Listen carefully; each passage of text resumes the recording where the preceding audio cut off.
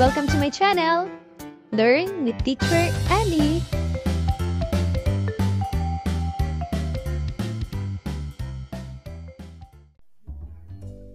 Matatag Curriculum, GMRC, Grade 1, Quarter 3, Week 3. At ang ating tatalakayin ay tungkol sa mga tagubilin ng pamilya sa wastong pakikihalubilo sa kapwa. Pamantayang pangnilalaman, natututuhan ng mag-aaral ang pag-unawa sa mga tagubilin ng pamilya sa wastong pakikihalubilo sa kapwa.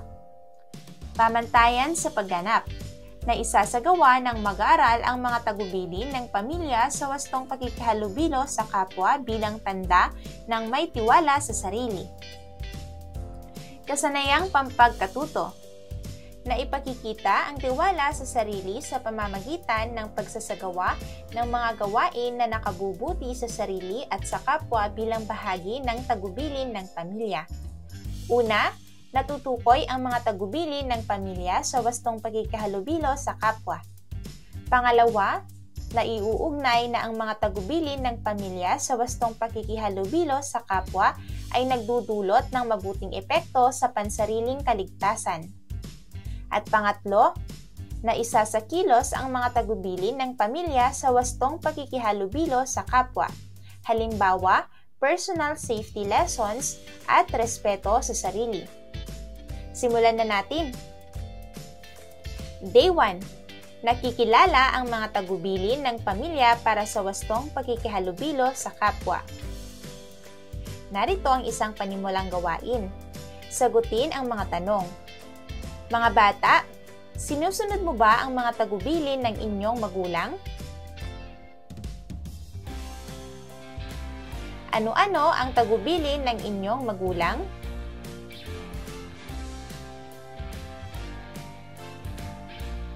At bakit mo sinusunod ang mga tagubilin ng inyong mga magulang?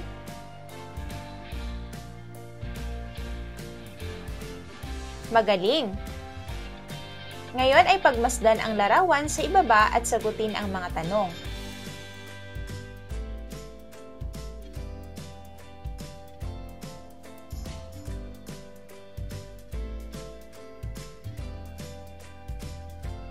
Ngayon, ano ang masasabi ninyo sa isinasaad ng larawan?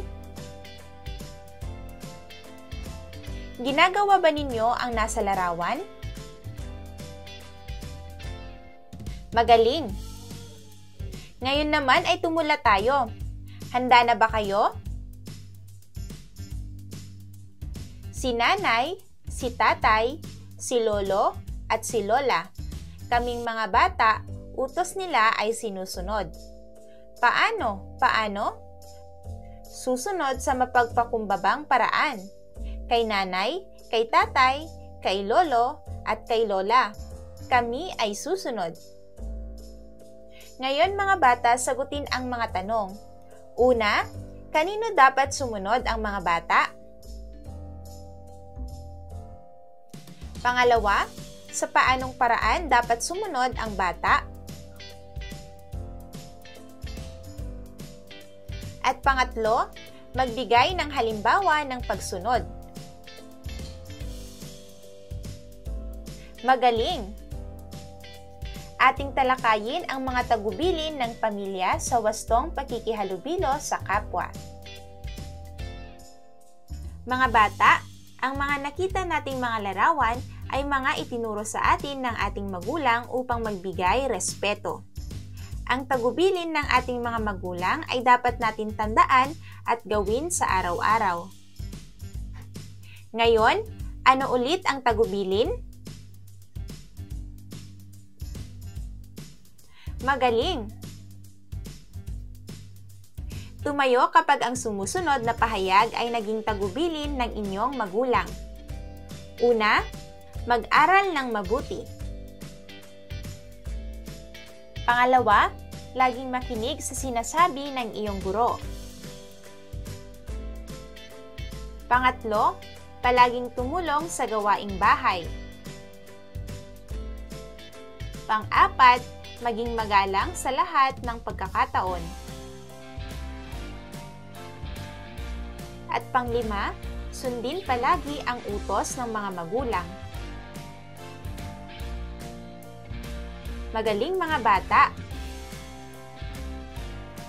Ano-ano ang mga tagubilin sa inyo ng inyong mga magulang? Maaari nyo bang ibahagi?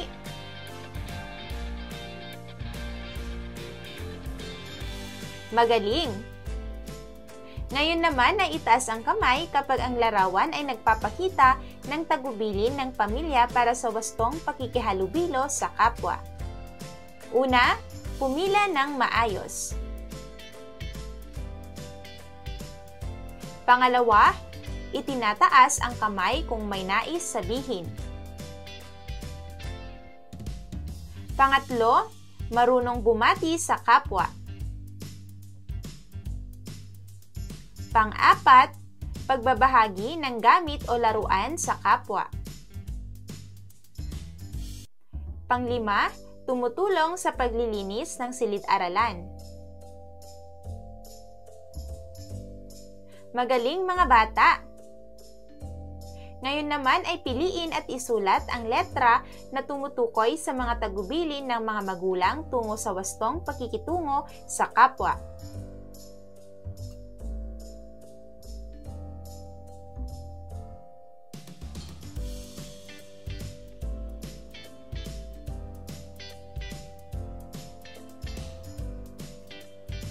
Karagdagang gawain. Bilugan ang mga larawan na nagpapakita ng mga wastong tagubilin ng pamilya para sa wastong pakikihalubilo sa kapwa.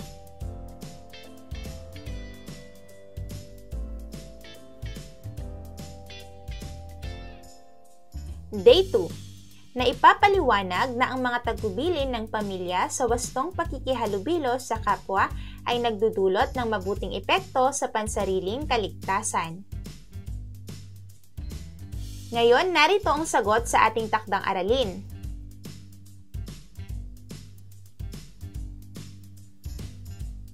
Mga bata, ang mga binilugan mong mga larawan ba ay mga tagubilin sa inyo ng inyong mga magulang?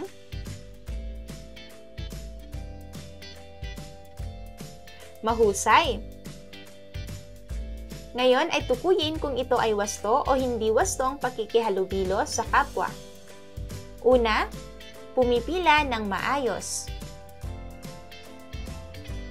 Pangalawa, itinataas ang kamay kung may nais sabihin. Pangatlo, marunong bumati sa kapwa. Pang-apat, pagbabahagi ng gamit o laruan sa kapwa. Pang-lima, tumutulong sa paglilinis ng silid-aralan. Pang-anim, paggamit ng angkop na boses sa pakikipag-usap. At pang-pito, pagsasabi ng salitang salamat po sa kapwa. Mga bata, nagagawa niyo ba ang mga ito? Kung gayon ay magaling. Narito naman ang ating gawaing pag-unawa sa mga susing salita o parirala. Basahin natin ang mga sumusunod na pangungusap ng sabay-sabay. Una, pumipila ng maayos. Pangalawa, itinataas ang kamay kung may nais sabihin. Pangatlo, marunong bumati sa kapwa.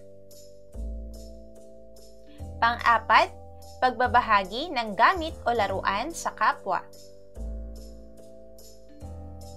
Pang-lima, tumutulong sa paglilinis ng silid-aralan. Pang-anim, paggamit ng angkop na boses sa pakikipag-usap. At pang-pito, pagsasabi ng salitang salamat po sa kapwa. Magaling mga bata! Ating talakayin ang mga tagubilin ng pamilya sa wastong pakikihalubilo sa kapwa. Ngayon ay magbibigay ng reaksyon ng batay sa mga sumusunod na pahayag. Una, ibinili ni Nanay Maria sa kanyang anak na si Jose na hugasan ang kanyang pinagkainan. hindi sinunod ni Jose ang utos ng kanyang nanay. Sa halip na maghugas ay naglaro na lamang. Tama ba ang ginawa ni Jose?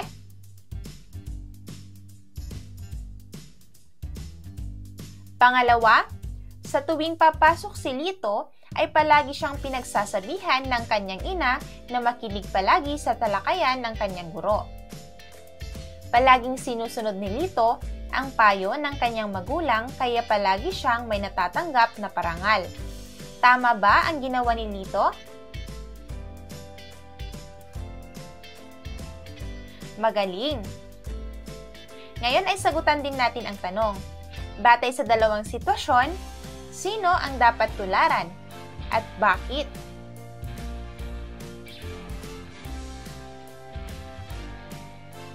Magaling mga bata! Pagmasdan muli ang mga larawan sa ibaba at sagutin ang tanong.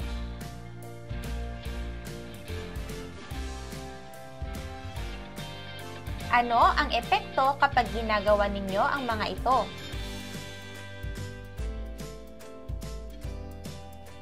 Ano ang napapansin ninyo kapag kayo ay sumusunod sa tagubilin ng mga magulang ninyo? Magaling! Ngayon naman ay itaas ang kamay kung ang larawan ay nagdudulot ng mabuting epekto sa pansariling kaligtasan.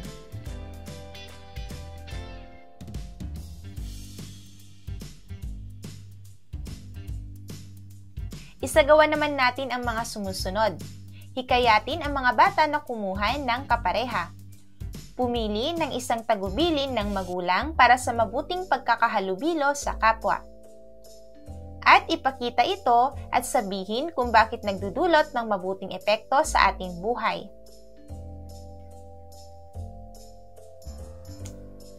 Tandaan mga bata, ang mga tagubilin ng pamilya sa wastong pakikihalubilo sa kapwa ay nagdudulot ng mabuting epekto sa ating pansariling kaligtasan, katulad ng mga nabanggit ninyo. Tayo ay, una, nagkakaroon ng mga kaibigang handang tumulong. Pangalawa, tayo ay hindi nalalagay sa panganib kapag tayo ay sumusunod. Pangatlo, tayo ay hindi napapaaway. Pang-apat, tayo ay nakakapag-aral ng mabuti sa tulong ng kapwa. At panglima, tayo ay nananatiling malusog. Ngayon ay bilugan ang tamang pangungusap na nagpapaliwanag na ang mga tagubilin ng pamilya sa wastong pakikihalubilo sa kapwa na nagdudulot ng mabuting epekto sa pansariling kaligtasan.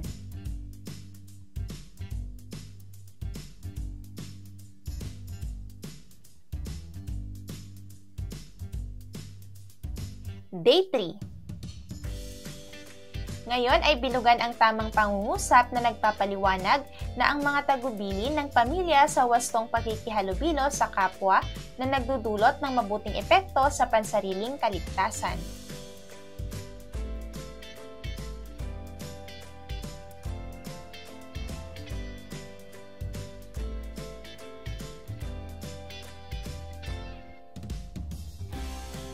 Batay sa binulugan mong mga pangungusap, paano ito nakakatulot ng mabuting epekto sa pansariling kaligtasan?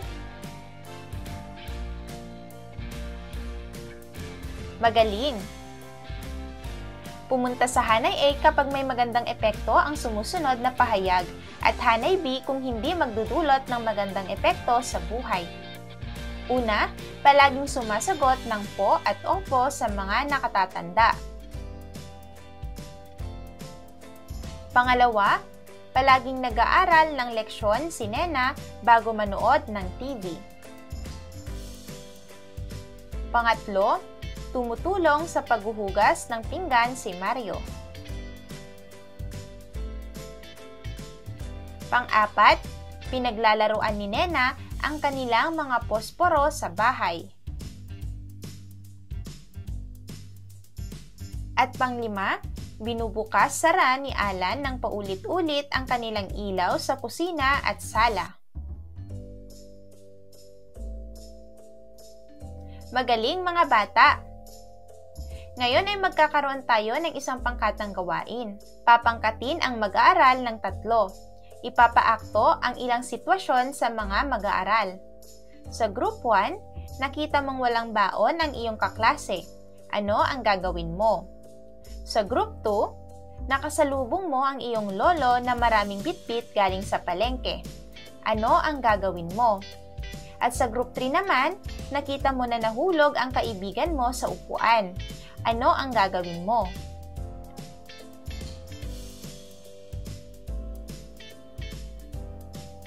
Magaling mga bata! Ngayon ay tumula tayo. Handa na ba kayo? Ang ating tula ay pinamagatang Magandang Kinabukasan ni John D. Garcia. Kung tayo ay nagtutulungan, mga gawain ay maisasakatuparan. Si nanay ay naglalaba kasama si ate. Si tatay at kuya ay nagtatanim ng kamote. Ako naman si bunso, nagpapakain sa mga bibe. Utos ni na tatay at nanay kami ay magtulungan upang magkaroon ng magandang kinabukasan. Ngayon ay sagutin natin ang mga tanong. Una, ano ang ginawa ng nanay at ang ate sa tula? Pangalawa, ano naman ang ginawa ng tatay at ang kuya? Pangatlo, ano naman ang ginawa ng bunso? Pang-apat, ano ang utos ng magulang sa kanyang mga anak? At pang-lima, ano ang naging epekto sa pagsunod ng mga anak sa utos ng mga magulang? Magaling mga bata! Ngayon ay ating talakayin ang mga tagubilin ng pamilya sa wastong pakikihalubilo sa kapwa. Tukuyin kung nagpapakita ng tamang paraan ng mga tagubilin ng pamilya sa wastong pakikihalubilo sa kapwa. Una, maglaro sa tamang paraan at tamang oras. Pangalawa, laging makinig sa sinasabi ng iyong guro. Pangatlo, tumulong sa mga gawain sa loob ng silid-aralan katulad ng pagwalis at pag-ayos ng mga aklat. Pang-apat, maging magalang sa aking guro lamang. At pang-lima, gawin ang mga tuntunin ng paaralan. Magaling! Ngayon ay kumuha ng kapareha ang mga bata. Hilingin sa bawat bata na pumili ng isang wastong pagkilos sa pagkapwa-tao at ipakita ito sa kapareha. Pumili ng mga bata at hilingin ipakita ang napiling pagkilos sa harap ng klase. Magaling! Ngayon ay sagutan ang mga tanong. Lahat ba tayo ay nakagagawa ng tamang kilos gamit ang mga tagubilin ng pamilya sa wastong pakikihalubilo sa kapwa?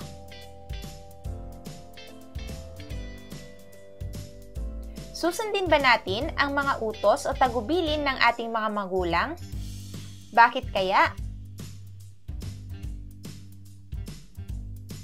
Paano natin ipapakita ang pagmamahal natin sa ating mga magulang?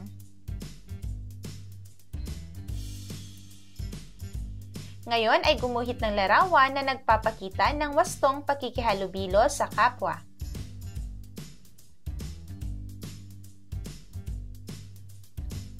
Day 4. Mga bata, paano ka nagpapakita ng wastong pakikihalubilo sa kapwa?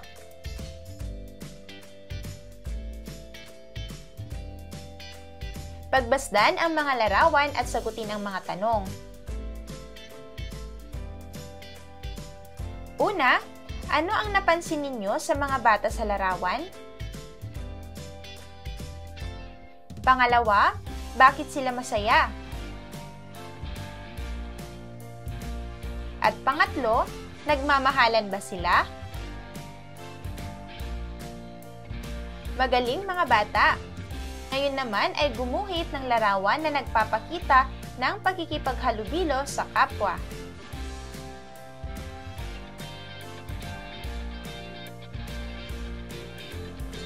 Ano kaya ang magiging plano sa sumusunod na sitwasyon?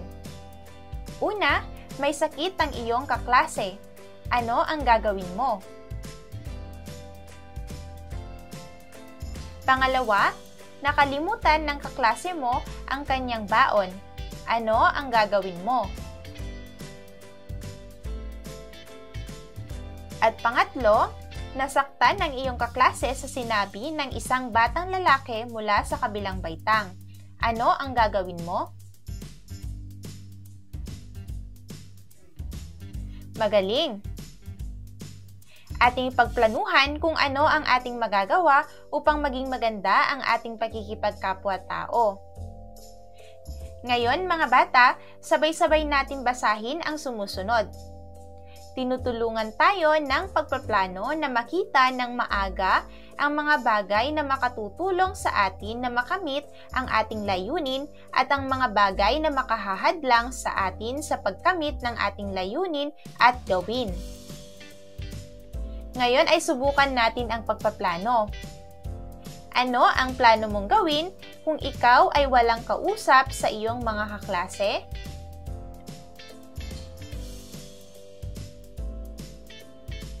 Narito ang isang halimbawang sagot.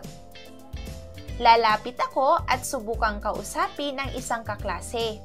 Hihingi ako ng tulong sa guro.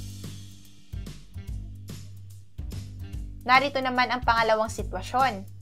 Ano ang plano mong gawin kung ikaw ay nangangailangan ng tulong mula sa iyong mga kaibigan?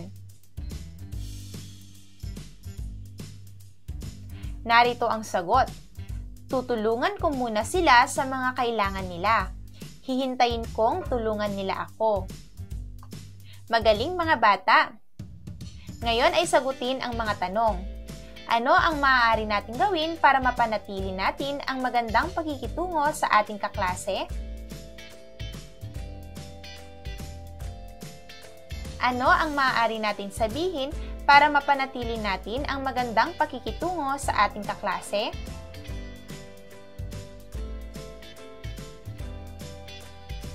Paano tayo magpapasalamat sa magandang pakikitungo sa ating mga kaklase?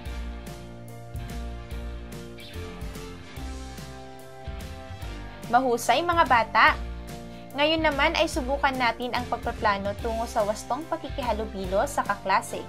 Isulat ang titik ng tamang sagot sa kwaderno.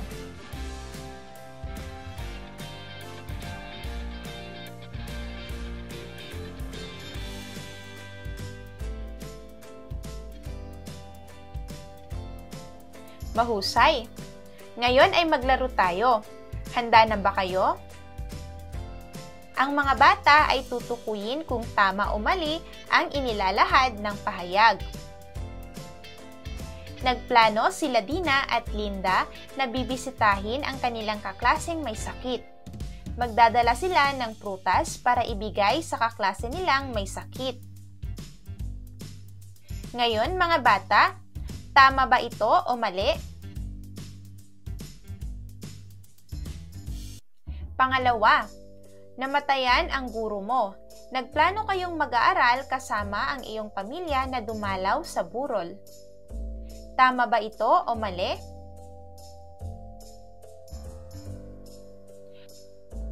Pangatlo, nagplano ang klase mo na gumawa ng isang Christmas tree. Hindi ka nagdala ng gamit na ilalagay sa Christmas tree. Tama ba ito o mali? Mahusay mga bata! Tandaan mga bata, ang wastong pakikihalubilo ay dapat natin ginagawa sa araw-araw. Kapag ginagawa natin ito, gumaganda ang relasyon sa ating mga kaklase. Ngayon, bago matapos ang ating aralin, ano ang plano mong gawin para gumanda ang relasyon mo sa kaklase mo, kapatid mo, at magulang mo?